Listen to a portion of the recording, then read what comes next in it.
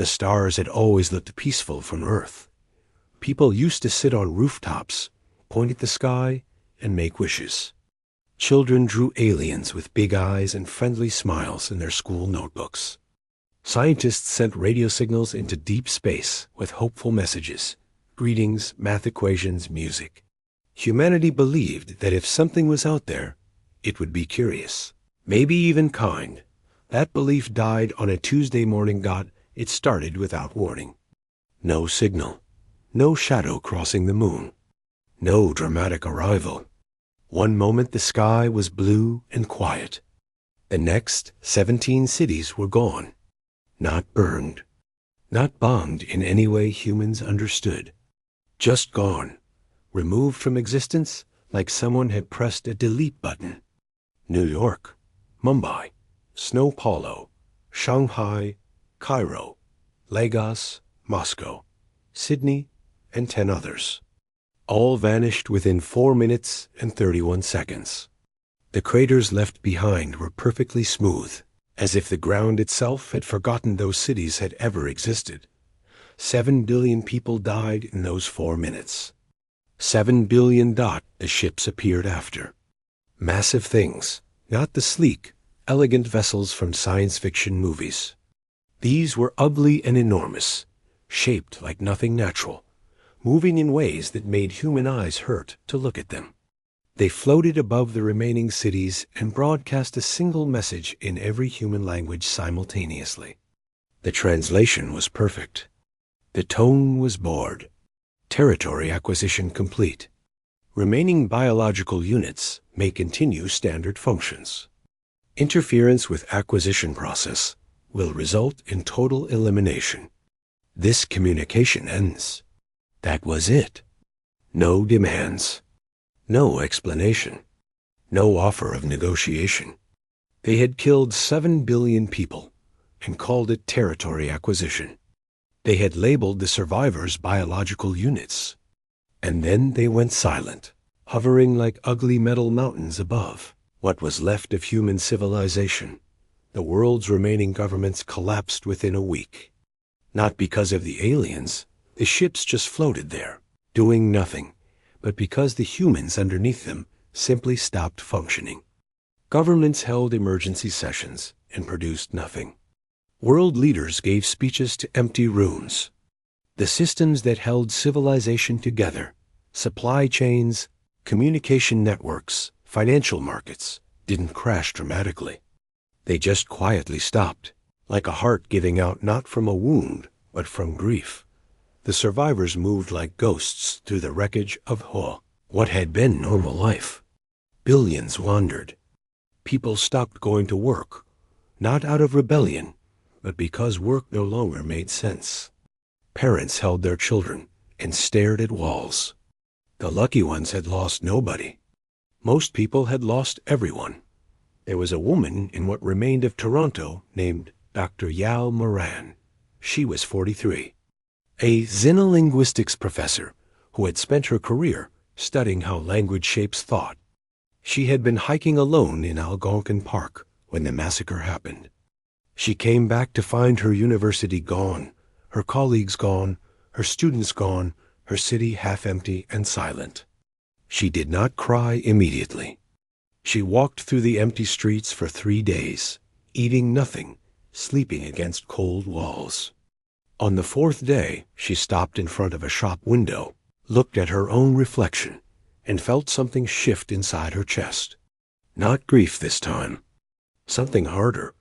She found a working radio and made contact with a loose network of survivors who were trying to coordinate basic needs: food, water, shelter. Among them were soldiers, engineers, doctors, and a surprising number of scientists who had survived simply because they happened to be in remote locations when the strikes hit. A research station in Antarctica, a deep-sea vessel, a telescope array in the Atacama Desert. The massacre had not been random, she realized. It had been deliberate. The 17 cities hit were the 17 largest population centers on Earth. The ships had been precise. That precision terrified her more than anything else. This was not an accident or a misunderstanding. Something had studied Earth carefully enough to identify exactly where the most humans lived, and then remove them first. She started writing.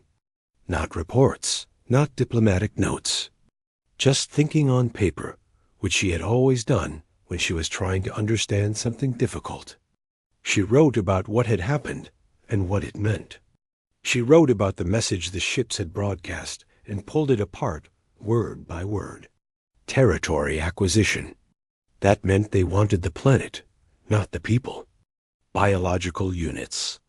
That meant they saw humans the way humans saw insects.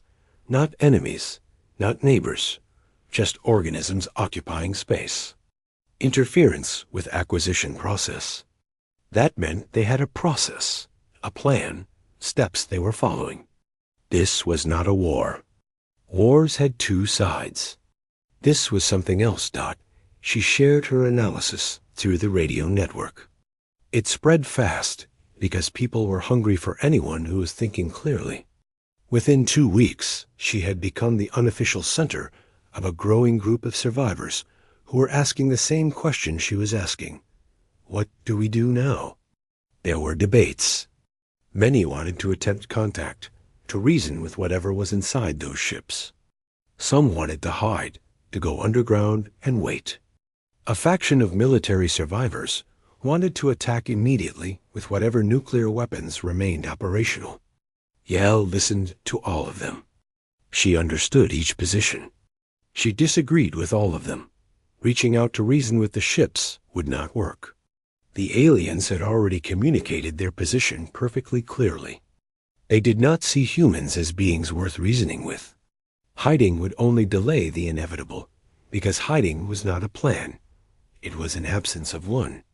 Attacking with nuclear weapons might hurt the ships, might not, but it would certainly cause more human death, and it would trigger the total elimination they had been warned about. None of those options addressed the real problem. The real problem was not that the aliens were powerful.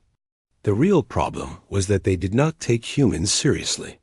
They had killed 7 billion people and left the rest alive not out of mercy, but out of indifference. The survivors were not a threat worth finishing off. They were simply too small, too slow, too primitive to matter. That was the thing that had to change. Yael stopped sleeping more than a few hours a night. She pulled together the engineers in the network and began asking questions she had never asked before. How fast could new technology be developed if there were no bureaucratic delays? How much human knowledge had been preserved in satellite servers and remote data centers? What did the remaining military actually have access to? What did the scientists in Antarctica know that most people didn't? How much time did they probably have before the ships decided to finish the job? The answers came back over days and weeks. The picture they formed was not hopeful in any conventional sense. Humanity was massively reduced, deeply traumatized, and technologically far behind whatever had just casually erased 17 cities. But the picture also contained something unexpected. The data centers had survived. The satellites were still functioning. Remote research facilities had been working on things materials science, propulsion theory, artificial intelligence, quantum computing that had never made it into mainstream knowledge because they were too early stage, too classified, or too strange to be taken seriously. The knowledge was there. The people were there. The grief was there too, enormous and crushing. But grief could be fuel if you aimed it correctly. One night, Yael sat outside under a sky that still contained those ugly hovering ships and looked up at them for a long time. She thought about every diplomatic gesture humanity had ever made toward the unknown. The golden records on Voyager, the radio messages, the careful, hopeful, polite attempts to reach out across the void with open hands. She thought about 7 billion people. She picked up her notebook and wrote 4 words at the top of the clean page. And those 4 words would eventually become the foundation of everything that followed. No more open hands. It was not a declaration of war. It was something more fundamental than that. It was a decision about what humanity was going to be from this point forward. Not the friendly species that sent music into space. Not the civilization that built institutions for peaceful contact. Something older. Something that had learned, the hardest way anything could learn, that the universe did not reward. Kindness extended to those who saw kindness as weakness. The remaining humans had a choice. They could grieve until nothing was left of them. Or they could become something that the things in those ships would eventually regret, ignoring .yae. Closed her notebook. She stood up. She went back inside and got to work. The first year after the massacre was the hardest. Not because of the aliens. The ships still floated there, motionless, seemingly uninterested, in the scrambling creatures below them, but because the survivors had to figure out how to keep living before they could think about anything else. Food, water, warmth, medicine. Basics that civilization had made invisible were suddenly enormous, demanding problems again. Yale's radio network became something more organized. People gave it different names in different regions, but eventually a single term stuck: the remnant. Not a government, not an army, a working group of people who had decided that waiting was not an option. Within 6 months, the remnant had established reliable communication across every surviving population center on 4 continents. Within 8 months, it had identified and cataloged every functioning research facility, every surviving expert in every critical field, every weapon system that still had operational personnel. What they found was extraordinary in its way. Humanity had been doing things in secret, not from malice, but from the strange, institutional shyness that always surrounded work that felt too ambitious or too dangerous. A private aerospace company in New Zealand had been developing a propulsion system based on principles that the mainstream physics community had not yet fully accepted. A research group in Finland, working in a decommissioned mining complex, had produced an artificial intelligence system with reasoning capabilities that went far beyond anything publicly known. A military black site in what had been Nevada now, managed by a skeleton crew of 12 technicians, who had refused to abandon their posts, contained prototype weapons that operated on physics principles the alien ships might not anticipate. None of these things were enough on their own. Together, they were a beginning. The man who became Yale's closest working partner in this period was a Ghanaian aerospace engineer named Kwame Asante. He had been at a conference in Iceland when the massacre happened. He had lost his wife, his 2 daughters, and his entire extended family in the strike on Accra. He did not talk about them. He had the look of someone who had taken his grief and compressed it into something very small and very dense that he kept somewhere behind his eyes, and he ran on it like a fuel source. He was also, Yale quickly realized, one of the most technically capable people she had ever encountered. Kwame had taken one look at the New Zealand propulsion research and immediately understood something the original team had missed. The system worked, but it had been designed for efficiency, for moving things smoothly and cheaply across space. With modifications, it could be redesigned for something entirely different. Not efficiency, violence. He explained it to Yael, using simple terms because he had quickly learned. She appreciated clarity over technical jargon. The aliens' ships were massive. Mass required energy to move. Their weapons worked by deletion, by removing matter from existence, which meant they operated on principles that required direct targeting. If you could move fast enough, unpredictably enough, the targeting system would fall behind. And if the projectile you were moving happened to carry enough energy on impact, Yale stopped him. "You're describing a weapon." "I'm describing a principle," he said. "Whether it becomes a weapon depends on what we decide." She thought about 7 billion people, It becomes a weapon. The second major development came from the Finnish AI system, which the team had named Sibyl. Not officially, it just became what everyone called it. Sibyl was unusual. Most AI systems of that era were powerful but narrow, capable of extraordinary things within defined domains and helpless outside them. Sibyl reasoned across domains the way a human expert with knowledge of multiple fields might, finding connections that specialists working in isolation would miss. More importantly, Sibyl had been trained on an enormous dataset of historical conflict. Every war, every battle, every strategic campaign humanity had ever recorded, and it had developed something its creators called conflict pattern recognition. When the remnant team fed Sibyl everything they knew about the alien ships, their positioning, their behavior, the precise timing of the 17 strikes, the content and phrasing of the broadcast message, Sibyl produced an analysis that none of the humans had reached on their own. The aliens were not a unified command. The ships above Earth were a forward unit, an acquisition team, in the most literal sense, a group of entities following a set of operational protocols, not a military force acting under the direction of a central intelligence. This mattered enormously because it meant the ships had limitations. They had instructions to follow, protocols they had to adhere to. Their board, indifferent broadcast had not been the voice of something confident in its total power. It had been a standard issue message, probably delivered the same way to every species they encountered, because it covered the most common responses: conflict, hiding, negotiation, and provided a single clear deterrent: total elimination if interfered with. Sibyl pointed out something subtle.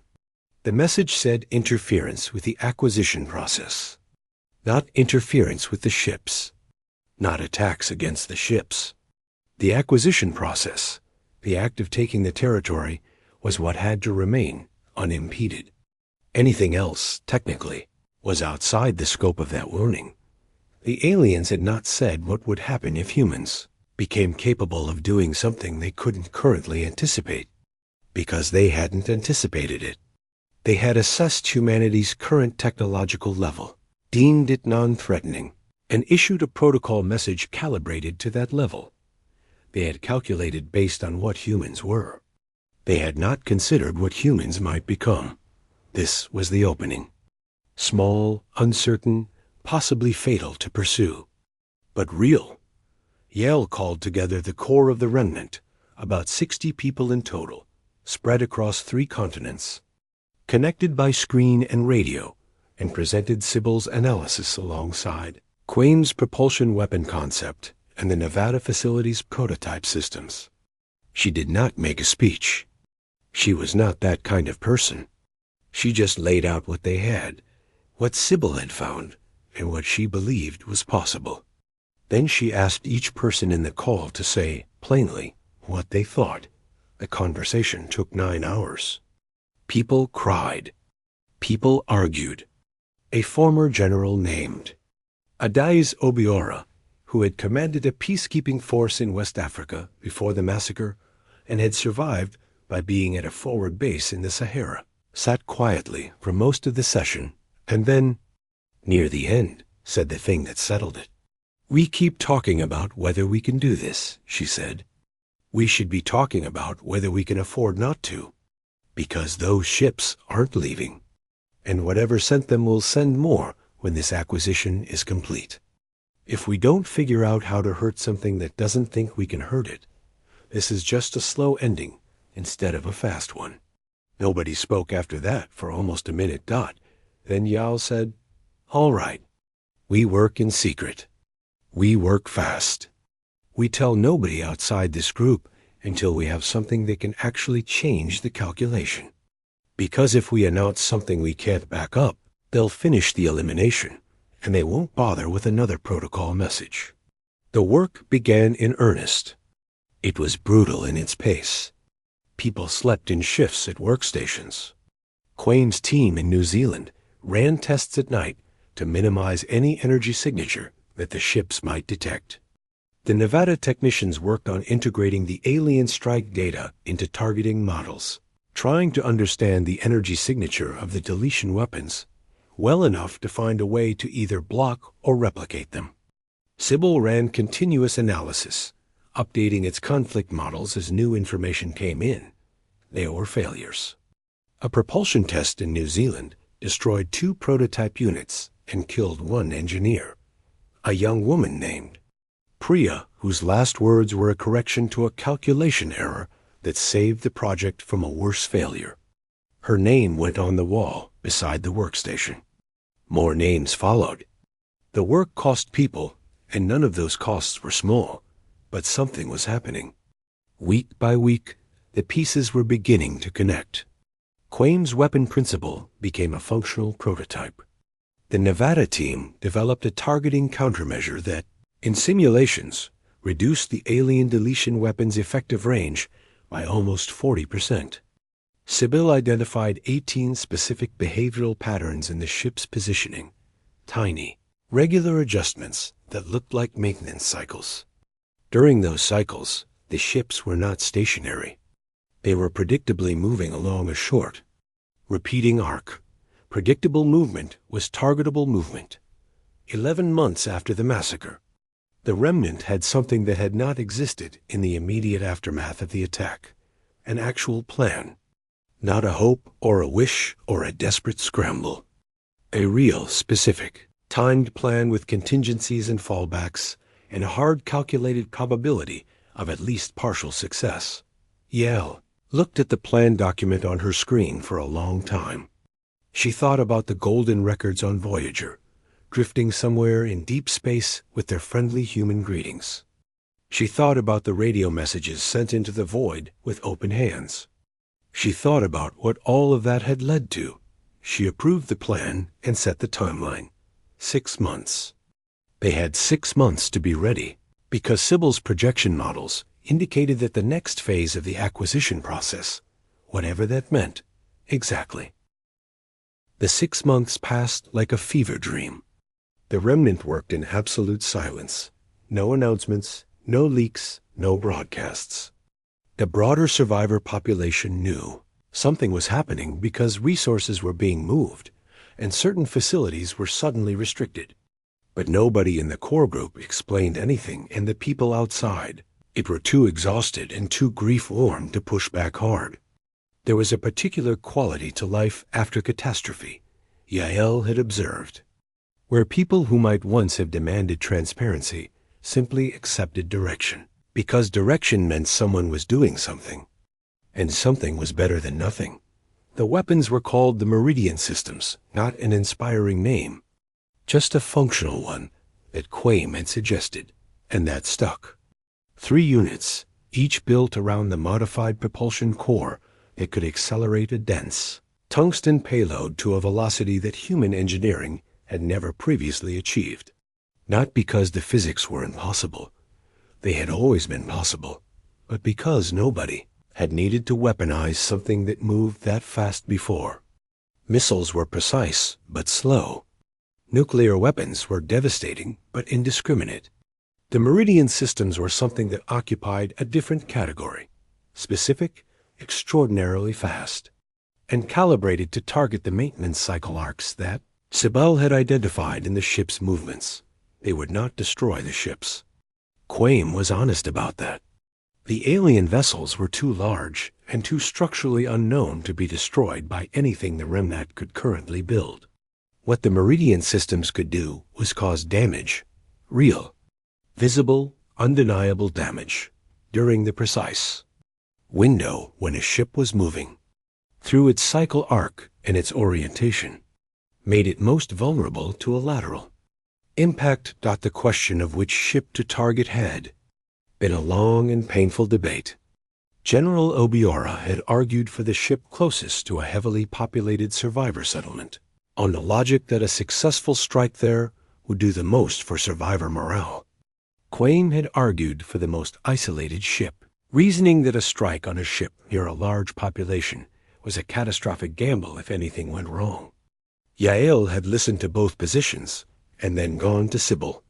Sibyl's recommendation was neither.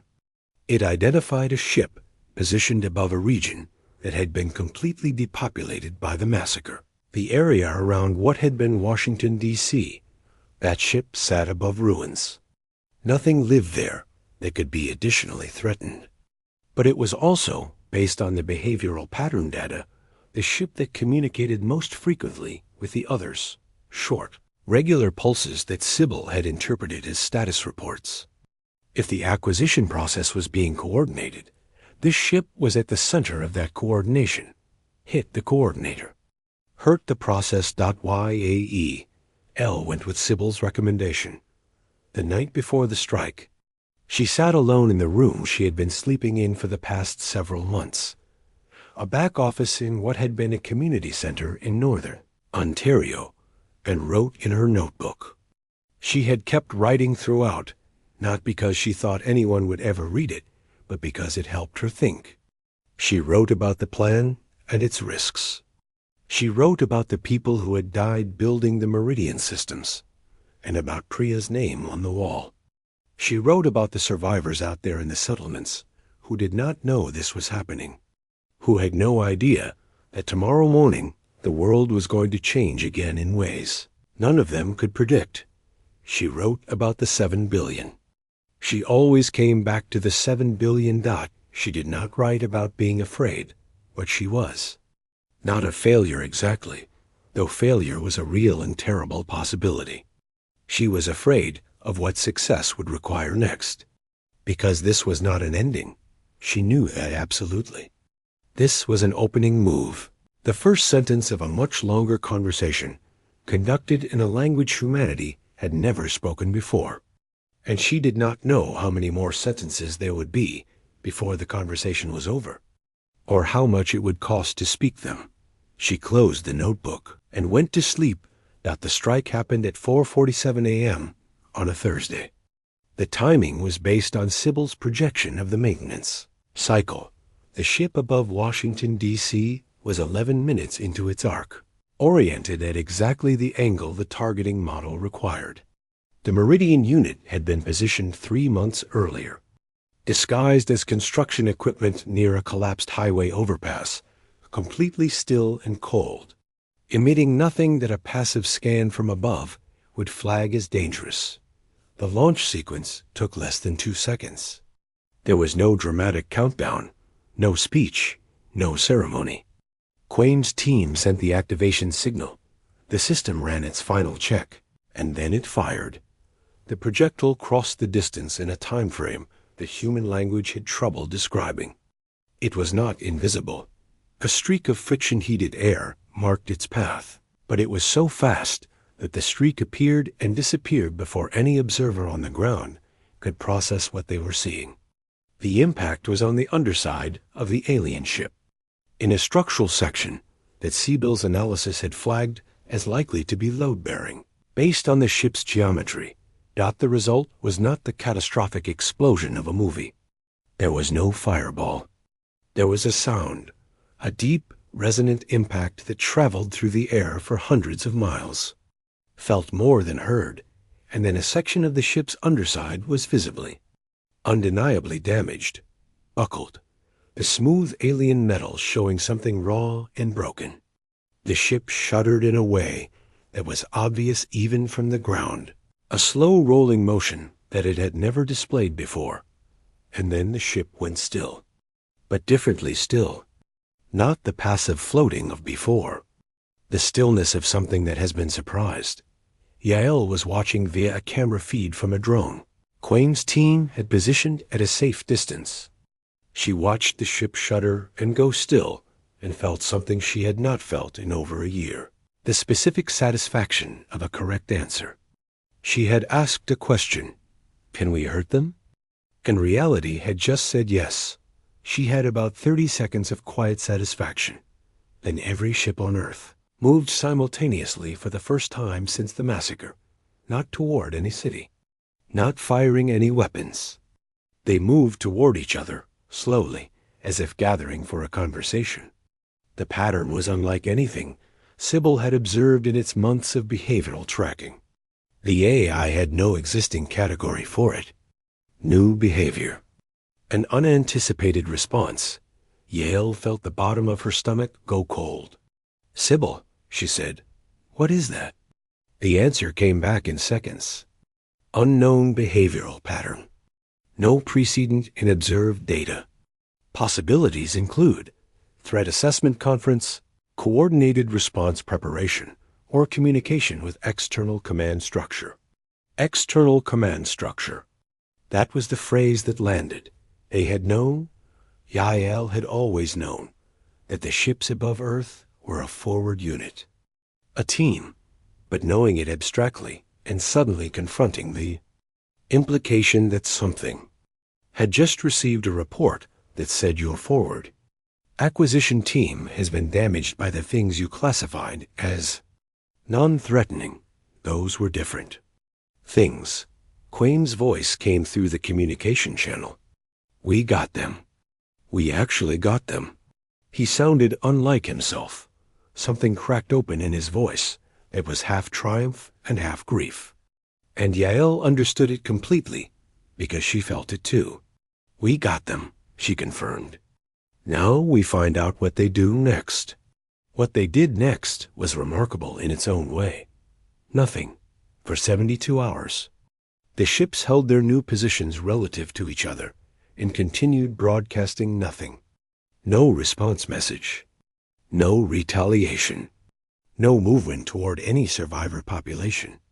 The human world held its breath in ways it didn't know, because the remnant still had not announced what had happened. The camera footage existed. Sybil had it. The team had it. But releasing it meant announcing to the aliens that the strike had been deliberate and organized. And the remnant needed those 72 hours to determine whether retaliation was incoming before they made themselves a cleaner target. On the third day, a new broadcast came from the ships. Again in all languages simultaneously. Again with that translation precision that was somehow more unsettling than an imperfect translation would have been. Biological units of designated territory. An act of aggression against acquisition infrastructure has been recorded. This is outside predicted behavioral parameters. Classification of biological units is under revision. Revised classification will determine response protocol. Further aggressive action during classification period will trigger total elimination. Discommunication ends. Yael read the transcript 3 times. Then she read it a 4th time. Then she started to smile, a small, cold smile that nobody who knew her well would entirely like the look of. She underlined one phrase in the transcript. Revised classification. They were revising their classification of humanity. They had come to Earth with a category already built, non-threatening primitive organisms, and that category was now inadequate. They were building a new one.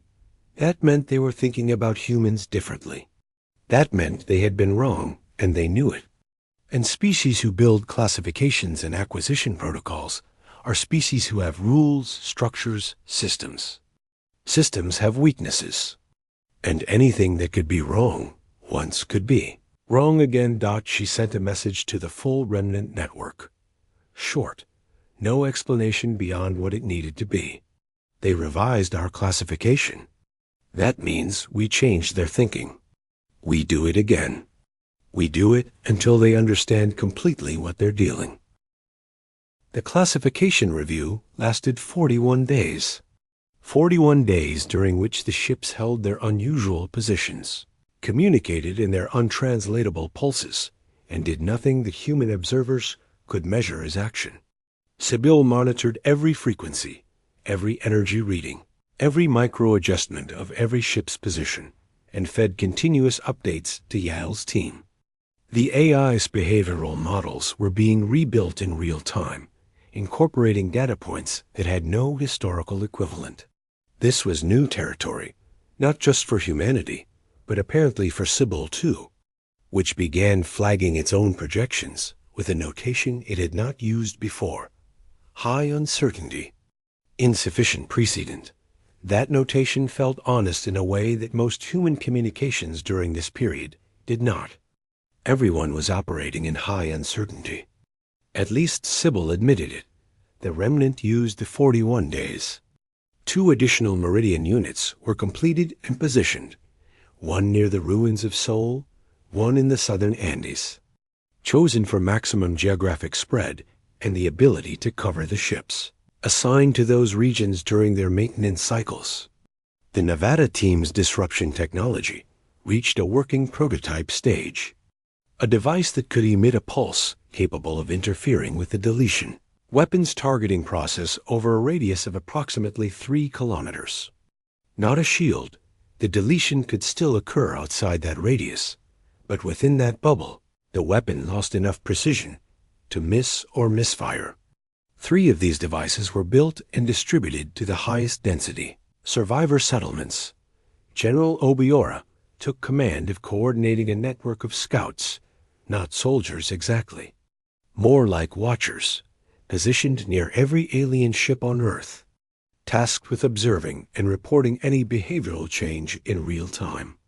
She organized them with a precision that came from decades of coordinating peacekeeping forces in chaotic environments. And she did it in a way that maintained absolute operational security. No scout knew why they were watching. They just knew to report changes immediately to a specific channel. On the 42nd day, the ships returned to their original positions. Sybil flagged this immediately. Pattern recognition identified it as a resumption of standard operational formation, back to what they had been doing before the strike. The classification review had ended.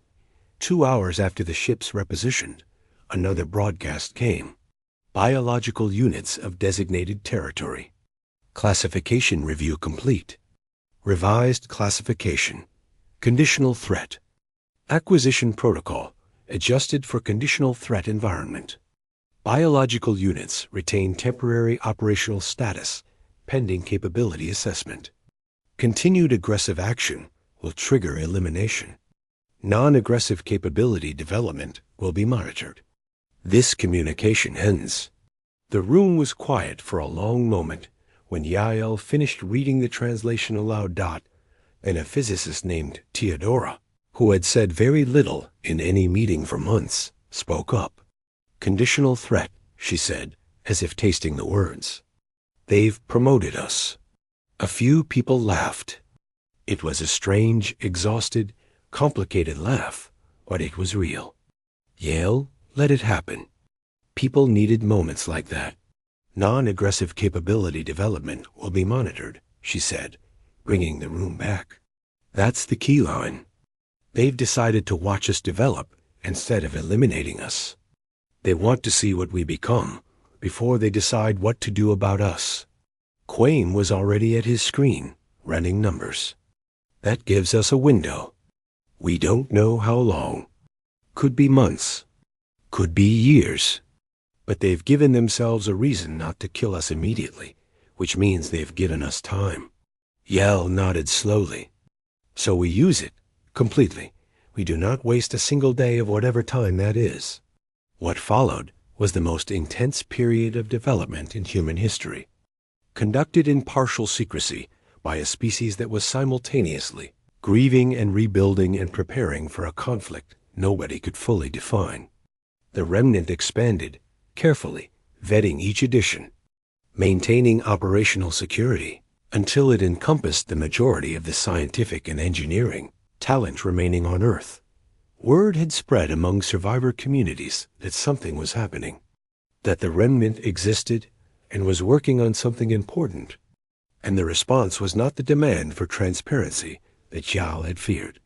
It was participation. People showed up at remnant facilities with skills, with supplies, with willingness. Grief made people want to be useful. She understood that the capability development the alien message had referenced, and apparently permitted, became humanity's cover. The remnant worked on everything simultaneously. Propulsion, weapons, energy systems, artificial intelligence, materials science, medicine. Things that had been siloed in separate disciplines began to connect in ways they never had, because the people working on them were in the same rooms now. talking to each other across former boundaries. And Sybil was running integrative analysis across all of it constantly.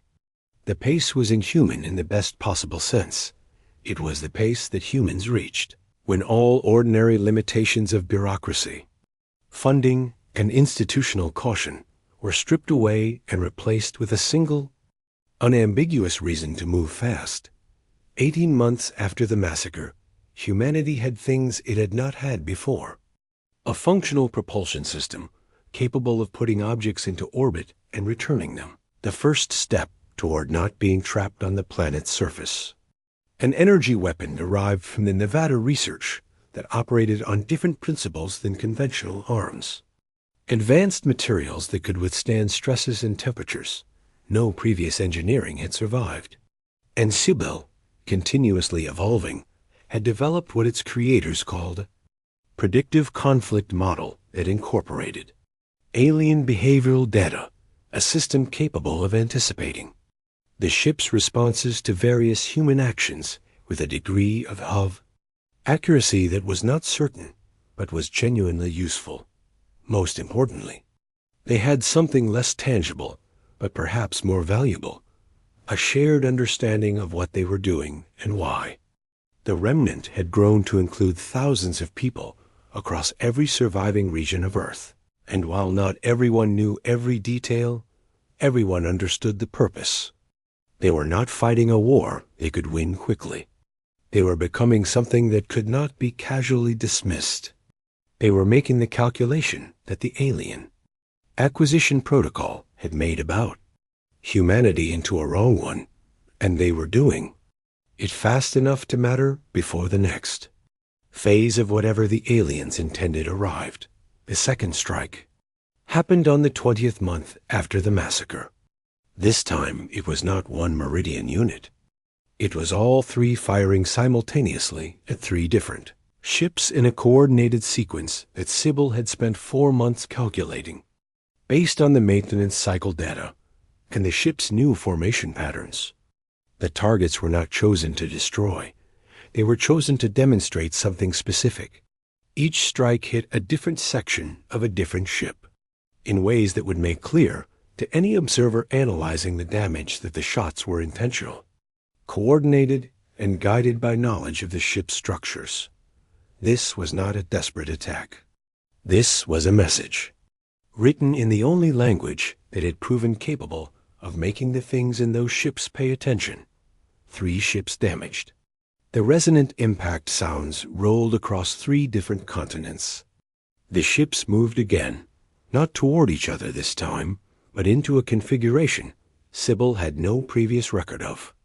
A new pattern. Then something happened that nobody had planned for. One of the ships descended. Not to ground level, not toward any survivor settlement. It moved from its high floating position to about 2,000 meters altitude above the ruins near Washington, D.C., where the first strike had occurred. It held that position for 6 hours. And then it broadcast something different from anything before. Not the flat, protocol tone of the previous messages. Something that Sybil, analyzing the transmission structure, classified as interrogative. A question. Biological units. What do you want? The rune in Ontario was absolutely silent. Yael read the message 3 times. She looked at Quaim. He looked at her. General Obiora, joining from her location via screen, had an expression that was very still and very focused. They've never asked us anything before, Teodora said quietly. They've never had a reason to, Quaim said. Yael sat down. She picked up her notebook, the same one she had been writing in since the beginning, now nearly full, and opened it to the last page. She thought for a long time. Long enough that people in the room began exchanging uncertain looks. Then she wrote something down, and then she looked up and read it aloud. And this was what was eventually broadcast back to the ships from every communication system the remnant had access to. Simultaneously, on every frequency, in the flat factual tone of someone who is not asking but informing. We want acknowledgement. You came to our world. You killed 7 billion of our people without communication, without warning, without justification. We were given the opportunity to understand or contest. We are still here. We have demonstrated twice that we are capable of reaching you. We will continue developing that capability without limit. We are not requesting permission. We are notifying you. We are still here. We are not leaving.